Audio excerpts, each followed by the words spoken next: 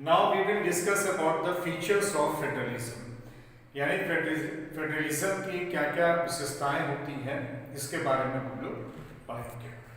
तो federalism, features of federalism.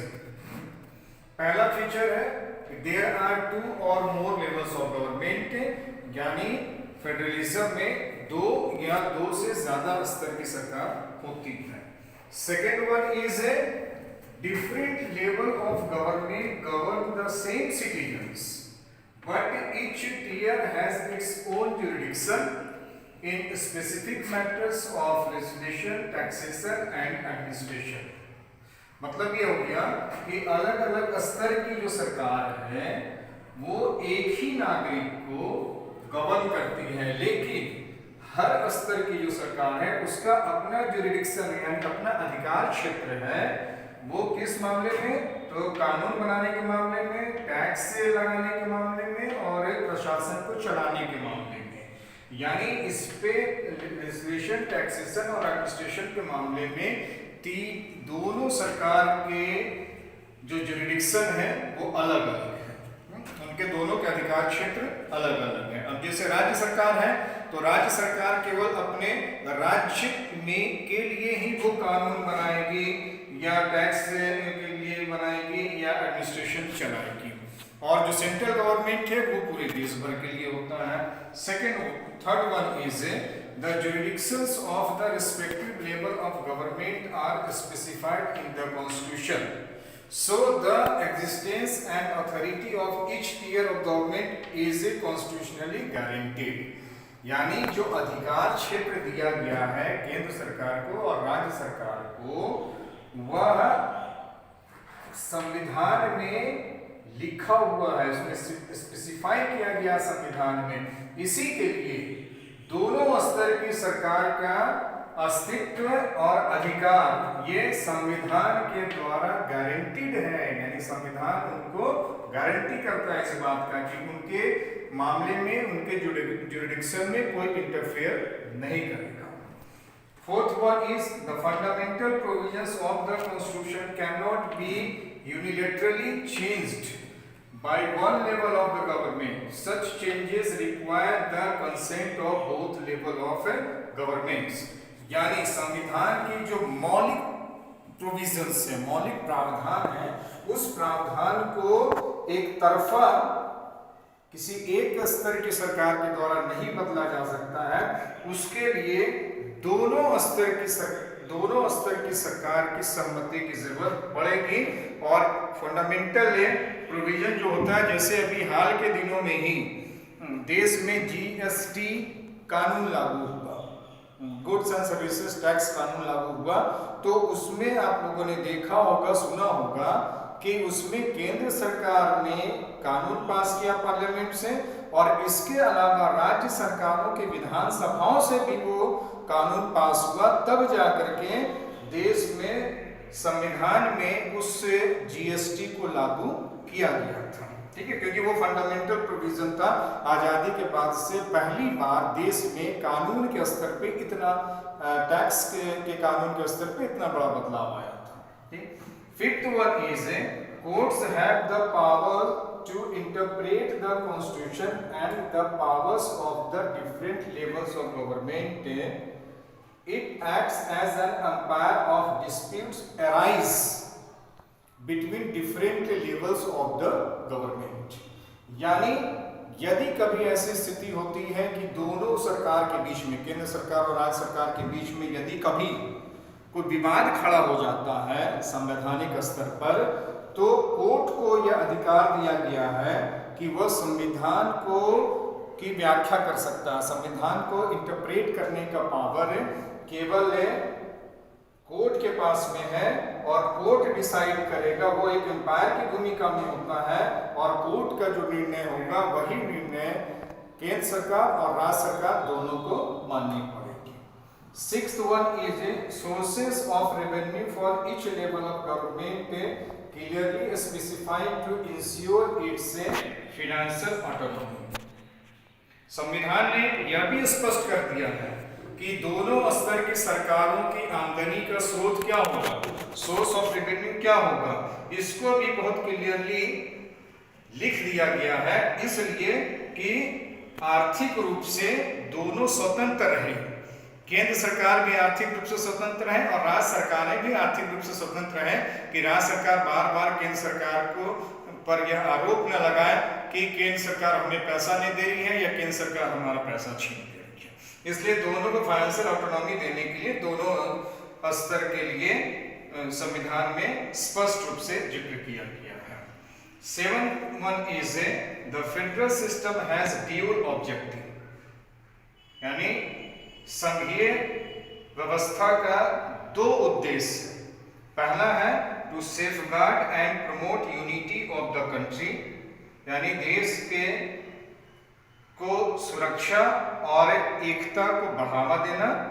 Second one is to accommodate regional diversity, यानी जो क्षेत्रीय विविधता है उसको एकोमोडेट करना, उसको एडजस्ट करना। इसका मतलब ये हो गया कि जो देश बड़ा होता है या बेल्जियम जैसा छोटा देश भी होता है, अब वहाँ पर भी बेलोनिया और फ्लेमिश एरिया में जो रहने वाले लोग थे वो भी डिमांड कर रहे थे, छोटा स्टेट होने के बाद भी वहाँ डिमांड कर रहे थे। श्रीलंका में तमिल थे, छोटा है देश है, लेकिन वहाँ के लोग भी डिमांड कर रहे थे कि उनको एक ऑटोनॉमी चाहिए, उनको एक स्टेट चाहिए है, सेपरेट इलम की बात उन लोगों ने की थी।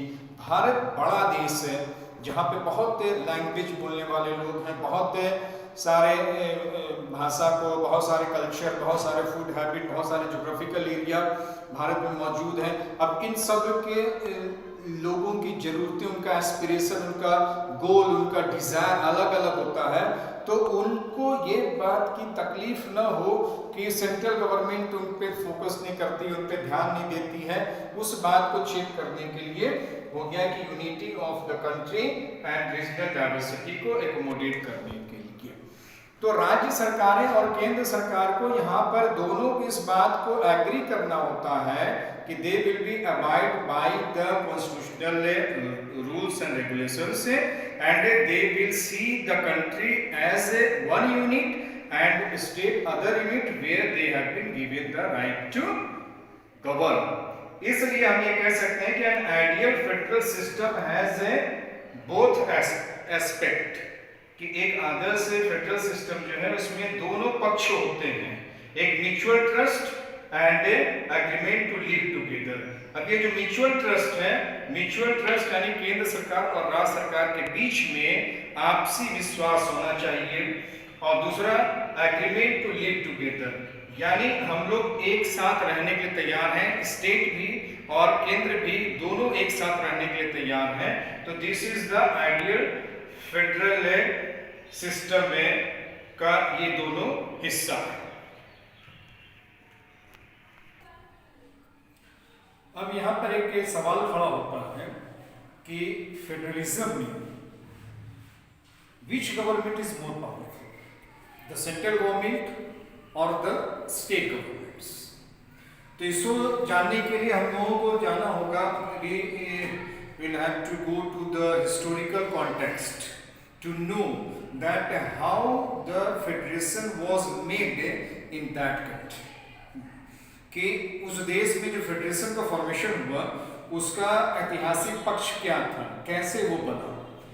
तो there are 2 kinds of roots of the making of federation, 2 तरीके के हैं, ठीक। काइंड्स ऑफ फेडरलिज्म, पहला है कमिंग टुगेदर फेडरेशन और दूसरा है होल्डिंग टुगेदर फेडरेशन। यहाँ पे देखिए एक छोटा सा हमने चित्र बनाया है, यहाँ पर देखिए ये छोटे छोटे यूनिट्स है, स्टेट्स हैं, ठीक, और ये सब मिलते हैं आपस में और तब वो एक गवर्नमेंट बनाते हैं जो कि सेंट्रल गवर्नमेंट है। तो इसमें कमिंग टुगेदर में क्या हो रहा है कि पहले स्टेट्स हैं और ये सारे स्टेट्स मिल करके और तब वह एक नेशनल गवर्नमेंट बनाते हैं।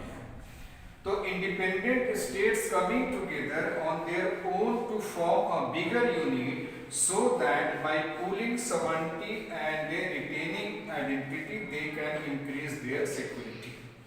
यानी कई स्वतंत्र राज्य आपस में आकर के एक साथ मिलते हैं और वो एक बड़ा राज्य बनाते हैं, जिससे कि अपने देश की रक्षा सुरक्षा और अपनी संप्रभुता को वो बचा सके। State government has more power.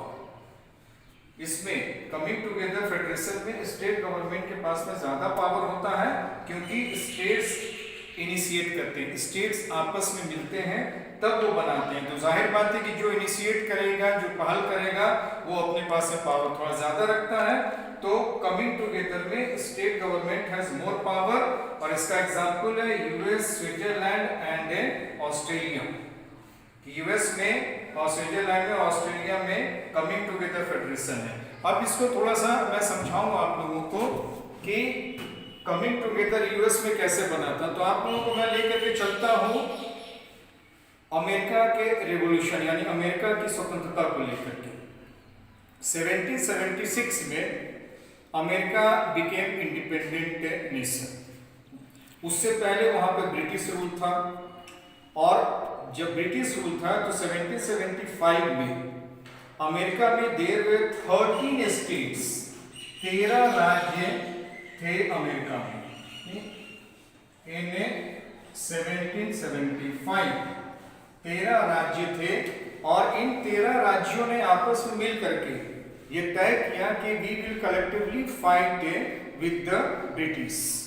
और इन लोगों ने 13 राज्यों की सेना आपस में मिलती है, और George Washington commander in chief बनते हैं, और उनके कमांडरशिप में 13 राज्यों की फोर्स और ब्रिटिश के बीच में लड़ाई होता है, और उस लड़ाई में अंततः ये 13 राज्य यानी अमेरिकन जीत जाते हैं, और जीतने के बाद में ब्रिटिश से अमेरिका को छोड़ देते हैं, और अमेरिका एक इंडिपेंडेंट स्टेट बन जाता है। तो यहाँ पर ये देखने को मिला कि 13 राज्य एक साथ आए थे, उन लोगों ने आपस में एकता बनाई थी। इसके बाद में उन 13 राज्यों ने ये तय किया, तो इन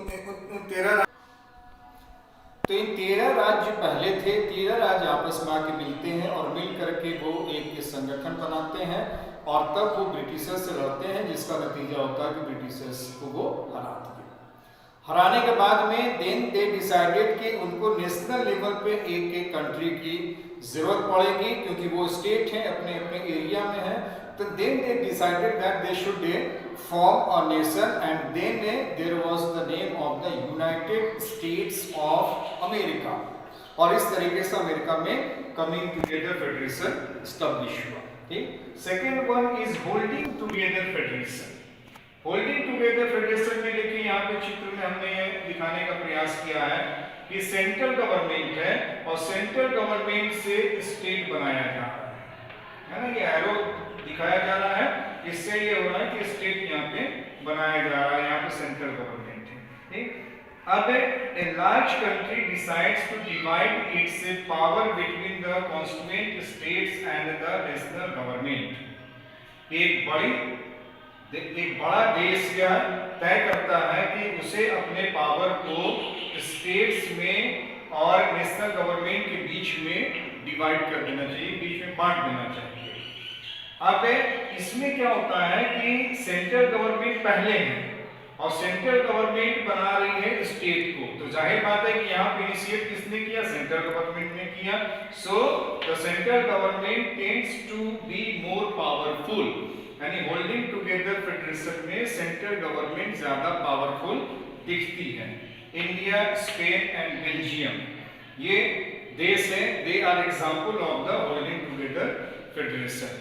So now we can conclude that there are two kinds of roots of federation. One is coming together federation and second is holding together federation. और पूरे संसार भर में जितने भी देश हैं जहां पर कि फेडरलिज्म है, अभी पूरे देश भर में, पूरे संसार भर में करीब 25 कंट्रीज हैं जहां पर फेडरलिज्म है, और उन फेडरलिज्म में यही दो तरीके हैं, या तो कमिंग टुगेदर से बना हुआ होगा या तो होल्डिंग टुगेदर से बना हुआ।